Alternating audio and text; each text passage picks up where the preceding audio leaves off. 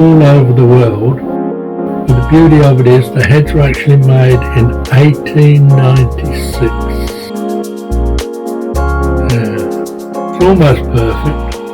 Policeman's got a scar on his face, and Beagle's got a crack in his hat, and the skeleton's got a crack in his eye. But other than that, it's perfect.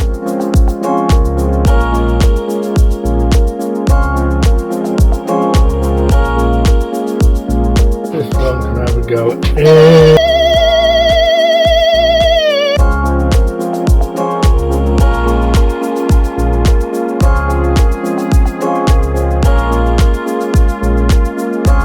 The lady that wrote the story of the Three Little Pigs saw that puppet show in England and went home and wrote the story about the Three Little Pigs.